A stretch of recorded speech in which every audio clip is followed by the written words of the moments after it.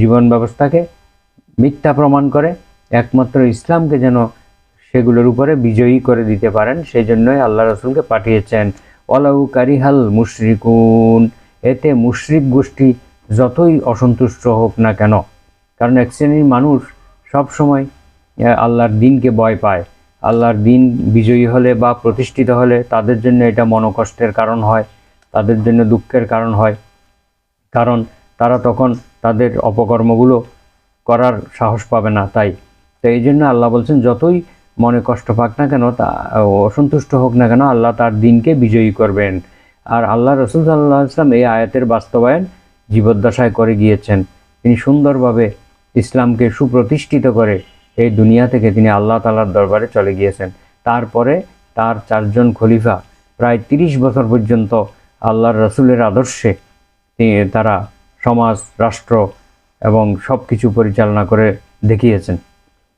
তো আল্লাহ তাআলা বলছেন যে আল্লাযীনা ইম্মাক্কান্নাহুম ফিল আরদি আকামুস সালাতা ওয়া আতাউয যাকাতা ওয়া আমারু বিল মা'রুফি ওয়া নাহাউ আনিল মুনকার ওয়ালিল্লাহি আকিবাতুল উমুর।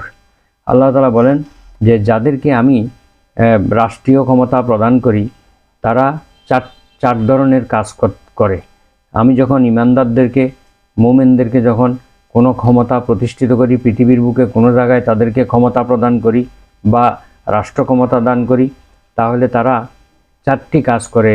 1 নম্বর হলো তারা রাষ্ট্র ক্ষমতা পেয়েই সালাত প্রতিষ্ঠিত করে, যাকাত আদায় করে এবং সৎ কাজের আদেশ প্রদান করে, অসৎ কাজ থেকে নিষেধ করে। আর আল্লাহর দিকেই সকল কাজের শুভ পরিণাম, সকল কর্মের শুভ পরিণাম আল্লাহ তাআলার কাছে রয়েছে। এখানে আল্লাযীনা ইম্মাক্কান্নাহুম, ইমাম আল্লামা ইবনে কাসির তফসিরে ইবনে কাসিরের মধ্যেও উল্লেখ রয়েছে, তফসিরে কুরতুবিতে উল্লেখ রয়েছে। মাক্কান্নাহুম মানে হলো রাষ্ট্র ক্ষমতা বা রাষ্ট্রের অধিপতি যদি বানানো হয় বা খেলাফত দেওয়া হয়, তখন মুসলমানরা এই 4 দফা কাজ করে। এখন একটু চিন্তা করলে আমরা দেখতে পাই যে এই 4 দফা কাজের মধ্যে কিন্তু সমাজের সব কিছু এসে গেছে। যদি রাষ্ট্রীয়ভাবে সালাত প্রতিষ্ঠিত হয়, যাকাত আদায় হয়, সালাত প্রতিষ্ঠিত হলে সব মানুষ ধীরে ধীরে সব মানুষ চরিত্রবান হয়ে যাবে, কারণ আল্লাহ বলছেন ইন্নাস সালাতা তানহা আনিল ফাহশাই ওয়াল মুনকার, নিশ্চয়ই সালাত মানুষকে অশ্লীলতা এবং অপকর্ম থেকে বিরত রাখে।